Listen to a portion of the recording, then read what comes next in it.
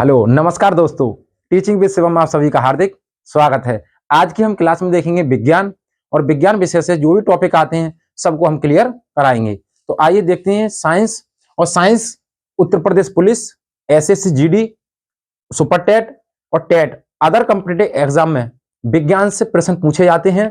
तो विज्ञान के अंदर हमने पहला जो टॉपिक लिया है वो लिया है मानव पोषण, ह्यूमन न्यूट्रिशन। मानव कैसे कैसे पोषण करता है, तो अपने शरीर को सुचारू रूप से चलाने के लिए, कटे फटे अंगों के मरम्मत के लिए पोषण की आवश्यकता होती है। तो पोषण कौन कौन से होते हैं, तो आइए निकाल लो नोटबुक और लिखना स्टार्ट करें। तो लिखें शरीर को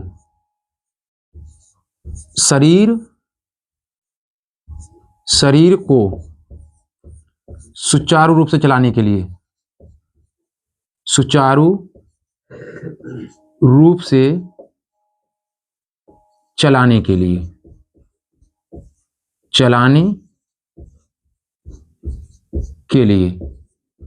तो शरीर को सुचारू रूप से चलाने के लिए कटे फटे अंगों की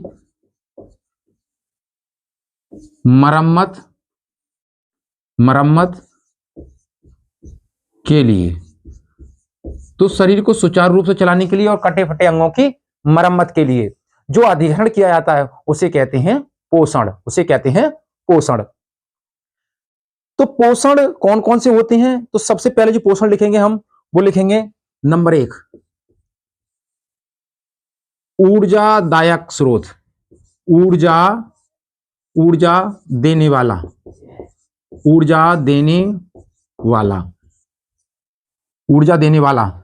या ऊर्जा उत्पादक। ऊर्जा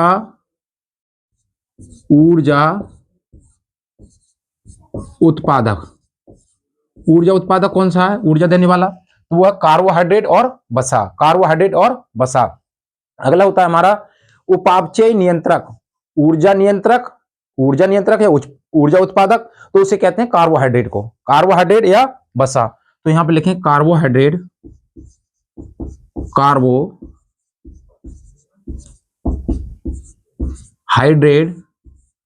और वसा।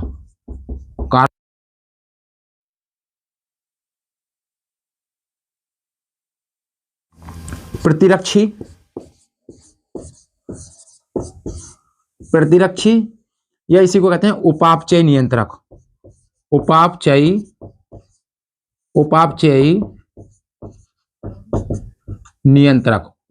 नियंत्रक कौन सा है, तो उपापचय जो नियंत्रक है वो हमारा प्रोटीन, वो क्या है, विटामिन। प्रतिरक्षी कौन सा है,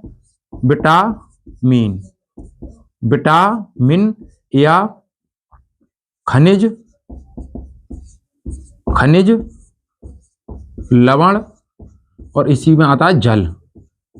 ये सब क्या होते हैं, विटामिन, खनिज लवण और जल। ये प्रतिरक्षी या उपापचय नियंत्रक होते हैं। इन्हें प्रतिरक्षी जो मानव शरीर को इम्यूनिटी देते हैं, मानव शरीर के लिए क्या देते हैं, इम्यूनिटी देती हैं, यानी कि अंदर से ऊर्जा उत्पन्न करते हैं, तो वो कहलाते हैं क्या, हमारे विटामिन, खनिज लवण और जल।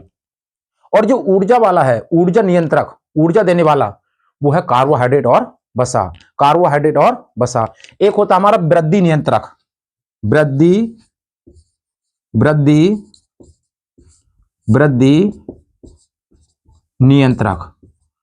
नियंत्रक कौन सा होता है, जो शरीर में वृद्धि करता है, वो होता है हमारा कौन सा, प्रोटीन।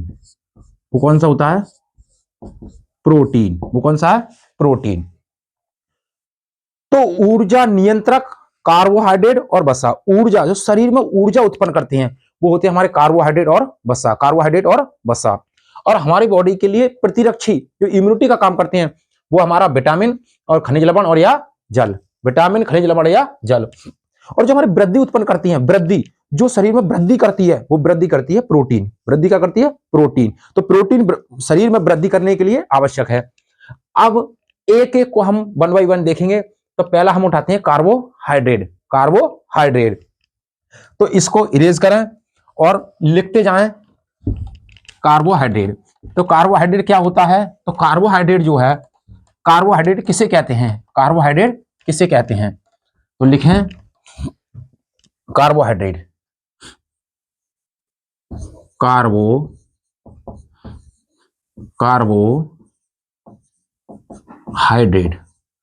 कार्बोहाइड्रेट, कार्बोहाइड्रेट क्या है? तो कार्बोहाइड्रेट तुरंत ऊर्जा देने वाला स्रोत है। तो कार्बोहाइड्रेट की बात करें तो इसे कहते हैं हम मिठास। ये क्या है? मिठास, मिठास। और इसी को कहते हैं क्या? Glucose, glucose, glucose. और इसी को कहते हैं हम शर्करा। इसी को क्या कहते हैं हम? शर्करा। तो इसी को, कार्बोहाइड्रेट को कहते हैं मिठास, इसी को ग्लूकोज कहते हैं और इसी को कहते हैं हम शर्करा। शर्करा, ग्लूकोज कहें, मिठास कहें या शर्करा कहें, बात एक ही है। तो अगला अगर बात करें तो ये है कौन सा? तुरंत, तुरंत ऊर्जा, ऊर्जा देने वाला स्रोत, तुरंत ऊर्जा देने वाला स्रोत। तो तुरंत ऊर्जा देने वाला स्रोत है कौन? कार्बोहाइड्रेट। कार्बोहाइड्रेट, जैसे ही हम कार्बोहाइड्रेट लेते हैं, कार्बोहाइड्रेट लेते हैं, वो तुरंत हमारी बॉडी के अंदर क्या आती है? ऊर्जा उत्पन्न हो जाती है। तो कार्बोहाइड्रेट के स्रोत हैं कौन कौन से? तो वो कौन कौन सी हैं? तो जैसे मक्का, मक्का, गेहूं, मक्का, गेहूं, आलू, आलू, चावल, चावल, और मिठाई, मिठाई जो खाते हैं मीठा, वो। ये तुरंत ऊर्जा देने वाले स्रोत हैं। तुरंत आप, गेहूं है, मक्का है, आलू है, चावल है, मिठाई, इनको जब हम खाते हैं, मनुष्य जब इनको खाता है तो बॉडी के अंदर क्या हो जाती है? तुरंत ऊर्जा आ जाती है, तुरंत ऊर्जा आ जाती है। अब मनुष्य के लिए प्रतिदिन कितनी आवश्यकता होती है कार्बोहाइड्रेट लेने के लिए? तो प्रतिदिन, प्रतिदिन, प्रतिदिन आवश्यकता, प्रतिदिन आवश्यकता है कितनी? 400 से 500 ग्राम, 400 ग्राम से 500 ग्राम तक, 400 ग्राम से और 500 ग्राम तक प्रतिदिन क्या होती है? कार्बोहाइड्रेट लेने की आवश्यकता होती है। और 1 ग्राम कार्बोहाइड्रेट में कितनी कैलोरी ऊर्जा होती है? तो 1 ग्राम, 1 ग्राम, 1 ग्राम कार्बोहाइड्रेट, 1 ग्राम कार्बोहाइड्रेट में 4.2 KCl, किलो कैलोरी ऊर्जा होती है। किलो कैलोरी, KCl का मतलब किलो कैलोरी ऊर्जा होती है। तो कार्बोहाइड्रेट क्या है? और कार्बोहाइड्रेट क्या है? तो जो कार्बोहाइड्रेट जो होती हैं वो कार्बन, हाइड्रोजन और ऑक्सीजन का अणु है। तो यहीं पे लिखे हैं क्या है ये? कार्बन, हाइड्रोजन और ऑक्सीजन। क्या है? कार्बन, हाइड्रोजन, ऑक्सीजन का कार्बनिक अणु है, कार्बनिक अणु है। लिख पे ना जाएं। तुरंत ऊर्जा देने वाला स्रोत कार्बोहाइड्रेट, इसी को मिठास कहते हैं, इसी को ग्लूकोज कहते हैं। मक्का, गेहूं, आलू, चावल, इनमें कार्बोहाइड्रेट अधिक पाया जाता है, आलू में अधिक पाया जाता है कार्बोहाइड्रेट की मात्रा। प्रतिदिन मनुष्य के लिए 400 ग्राम से 500 ग्राम कार्बोहाइड्रेट लेना चाहिए। 1 ग्राम कार्बोहाइड्रेट के अणु में 4.2 किलो कैलोरी ऊर्जा होती है। कार्बन, हाइड्रोजन और ऑक्सीजन का कार्बनिक अणु है। तो कार्बन, हाइड्रोजन और ऑक्सीजन होती है इसके अंदर। अगर हम बात करें कार्बोहाइड्रेट की, कि कार्बोहाइड्रेट आपने देखा होगा, बारात जब आती है तो बारात में लोग खाने में क्या देते हैं? मिठाई देते हैं। वैसे मिठाई से ज्यादा महंगा अगर बात करें हम तो क्या होता है? बादाम होता है, काजू है, पिस्ता है, ये ऐसी चीजें देनी चाहिए। लेकिन वो मिठाई क्यों देते हैं? रसगुल्ला है, गुलाब जामुन है, इन्हें क्यों देते हैं? बर्फी है। वो इसलिए देते हैं कि जब बारात दूर से आती है और जब लोग आवागमन करते हैं तो लोग क्या हो जाते हैं? थक जाते हैं। लोग क्या हो जाते हैं? थक जाते हैं। और उनकी थकान को दूर करने के लिए मिठाई दी जाती है। क्यों? क्योंकि अगर वो हम उनके लिए क्या दें? काजू दें, पिस्ता दें, बादाम दें, तो वो तुरंत ऊर्जा देने वाले स्रोत नहीं है। वो बॉडी में 1-2 महीने बाद अपना असर देंगे। और जो मिठाई एक ऐसी चीज है, मिठास, ग्लूकोज एक ऐसा चीज है जो तुरंत बॉडी के अंदर क्या देता है? एनर्जी देता है। तुरंत बॉडी के अंदर क्या देता है? एनर्जी देता है।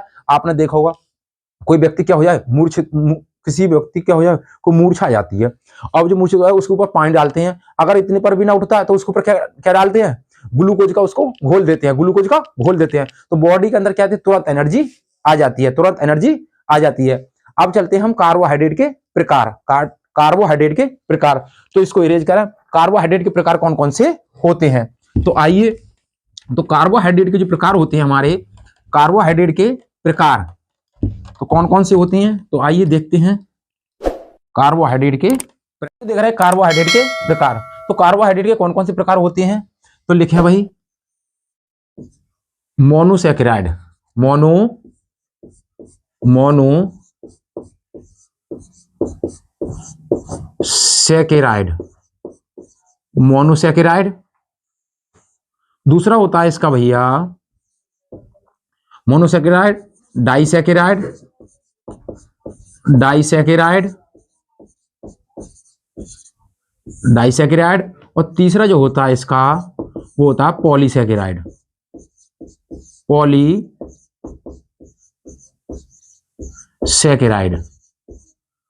तो मोनोसैकेराइड, डाइसैकेराइड और पॉलीसैकेराइड। तो मोनोसैकेराइड क्या होता है, C6H10O6, C6H12O6, ये होता है हमारा मोनोसैकेराइड। डाइसैकेराइड क्या होता है, C6H22O11, ये हमारा होता है डाइसैकेराइड।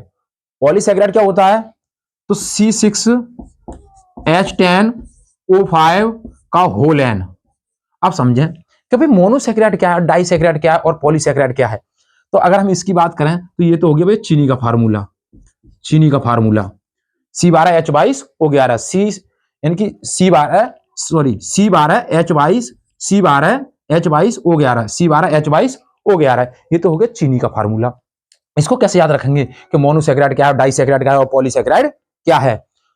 तो मोनो मानी होती है एक, मोनो मानी क्या होती है एक। जब हमारी शादी नहीं है, हमारी शादी नहीं हुई अभी, तो हम मानेंगे क्या, मोनो, क्या मानेंगे, मोनो।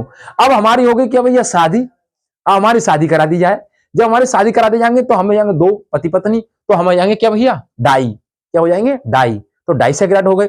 अब हमारे क्या हो गए भैया बच्चे, जब हमारे बच्चे हो गए तो सबको होल में ले लेंगे, तो होल एन हो जाएगा, तो हम हो जाएंगे फिर पॉली, क्या हो जाएंगे पॉली। तो जब जब व्यक्ति सिंगल होता है तो मोनो, और जब पति पत्नी हो जाते हैं तो डाई, और फिर बच्चे हो जाते हैं तो क्या हो जाता है वो पॉलीसैकेराइड, क्या हो जाता है पॉलीसैकेराइड।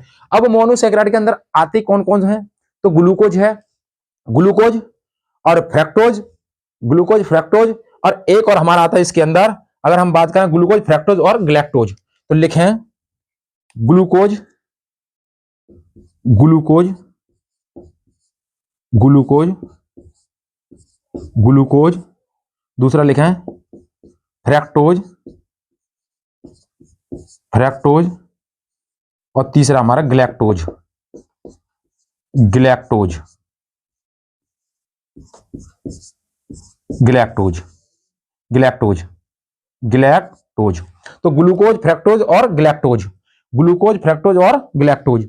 और डाइसैकेराइड के अंदर कौन कौन सी आती हैं भाई, तो इसमें लिखें भाई sucrose, sucrose, sucrose, maltose, maltose, sucrose, maltose, और तीसरा हमारा जो आता है वो आता है सुक्रोज है, माल्टोज है, और कौन सा लैक्टोज, लैक्टोज, लैक और टोज, लैक्टोज। तो सुक्रोज, माल्टोज और लैक्टोज डाइसैकेराइड के अंदर आती हैं। अगर हम बात करें किसकी भैया, पॉलीसैकेराइड की, तो पॉलीसैकेराइड के अंदर कौन कौन से आती हैं, तो इसके अंदर भी तीन आते हैं, कौन कौन से, तो स्टार्च, स्टार्च, दूसरा हमारा आता है क्या ग्लाइकोजन, ग्लाइकोजन, ग्लाइकोजन, और तीसरा हमारा आता है सेल्यूलोज, सेल्यूलोज, सेल्यूलोज। तो अब हम कार्बोहाइड्रेट के प्रकारों को देख पा रहे हैं। तो कार्बोहाइड्रेट तीन प्रकार के होते हैं, कार्बोहाइड्रेट के प्रकार के तीन प्रकार के। नंबर एक जो होता है वो मोनोसैकेराइड, नंबर दो डाइसैकेराइड, और नंबर तीन पॉलीसैकेराइड। तो मोनोसैकेराइड जो होता है मोनोसैकेराइड का जो फार्मूला है वो C6H12O6, यानी कि ये ग्लूकोज है, ये क्या है, ग्लूकोज का फार्मूला है। तो C के 6 और H के 12 और O के 6, तो C6H12O6 ये ग्लूकोज का फार्मूला है, इसे कहते हैं मोनोसैकेराइड। और इसके अंदर आते कौन कौन से हैं, तो ग्लूकोज, फ्रक्टोज और galactose, glucose, fructose, galactose, glucose, fructose और गैलेक्टोज, ग्लूकोज, फ्रक्टोज और गैलेक्टोज इसके अंदर आते हैं। दूसरा आता हमारा मोनो के बाद डाइसैकेराइड, मैं सिंगल था तो मोनो, शादी हो गई तो डाइसैकेराइड। इसका सूत्र क्या है, तो चीनी का जो फार्मूला है C12H22O11, C12H22O11 ये चीनी का फार्मूला है। इसके अंदर कौन कौन से आते हैं, सुक्रोज, माल्टोज और लैक्टोज, सुक्रोज, माल्टोज और लैक्टोज। पॉलीसैकेराइड का जो फार्मूला है C6H10O5 का होल एन, C6H10O5 का होल एन पॉलीसैकेराइड का फार्मूला है। इसके अंदर स्टार्च, ग्लाइकोजन और सेल्यूलोज आते हैं। अब हम इसके बाद जो देखेंगे नंबर 1 कौन सा, ग्लूकोज। तो ग्लूकोज को देखेंगे सबसे पहले, मोनोसैकेराइड की हेडिंग डालेंगे और ग्लूकोज को देखेंगे उसके बारे में, तो आगे लिखते जाएंगे। इस आगे की कक्षा देखने के लिए आप हमारे दूसरे पार्ट ये पार्ट 1 है, पार्ट 2 आएगा तो उसमें देखें। तो उम्मीद करता हूं दोस्तों वीडियो अच्छी लगी होगी। यदि वीडियो अच्छी लगी हो तो वीडियो को शेयर करें, सब्सक्राइब करें और लाइक करें, और कमेंट बॉक्स में वीडियो से संबंधित अपना सुझाव अवश्य दें। ऑल द बेस्ट, थैंक्स, जय हिंद, जय भारत।